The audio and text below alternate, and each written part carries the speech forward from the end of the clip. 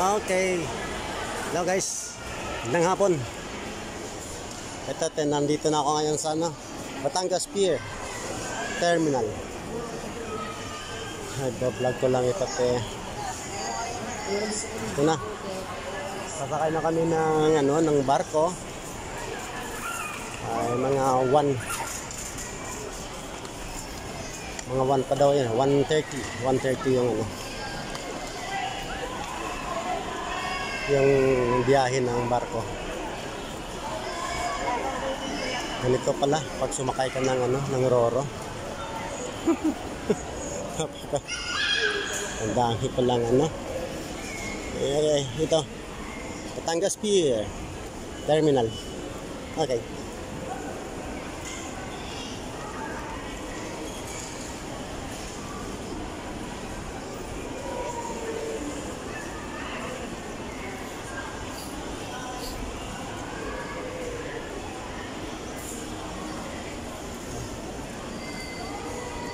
Ito pala pag sumakay ka ng Roro.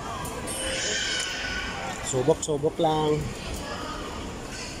Kasi nung sumakay ko ng Roro noon, hindi naman ganito. Tsaka wala pang terminal nung time na yun. 19 forgotten. 19 forgotten pa pala yun. Okay.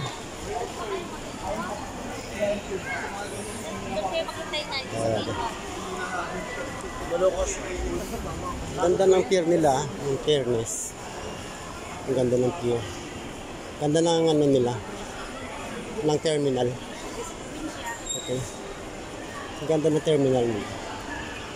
Okay.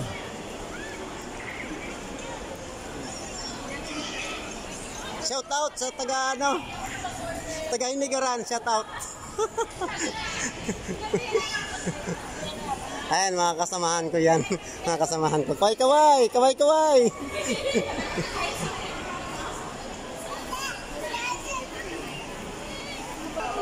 Ito talaga yung ito. Ikot-ikot lang ako dito.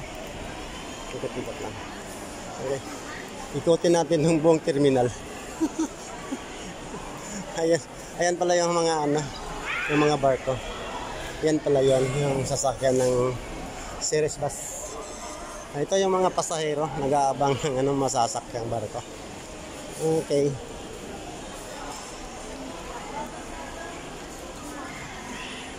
Okay, ito. Patuloy.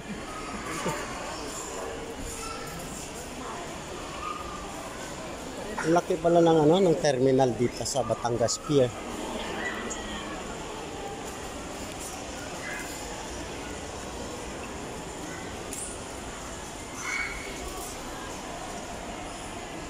Ayan ang boarding gate 1, boarding gate 2, yun sa dulo yung boarding gate number 3. Okay. Lalo na siguro pag passenger peak season, talagang napakahirap siguro dito. Ito nga lang dami-daming pasahero. Sobra.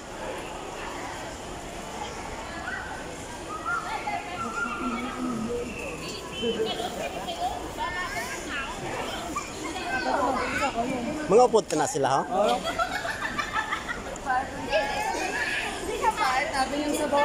Okay guys, shout out sa mga kaupdanan. Sa mga kaupdanan sa Sara Iloilo. Okay. Kaupdanan ko sa Sara Iloilo.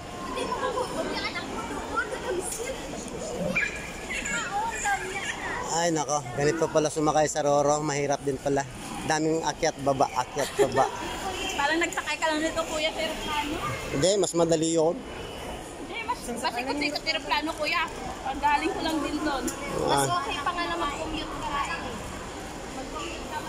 Hindi, bili na lang tayo ng sariling van. Pero enjoy kaya. Bili na lang tayo ng sariling sasakyan. Okay. Okay guys, ito ang kabuuan ng experience natin sa pagsasakay ng Roro. Pero hanggang pier lang ito, ha, Batangas Pier lang. Mamaya na naman yung yung experience sa barko. Okay, ako'y mag-out. Thank you for watching. Bye bye.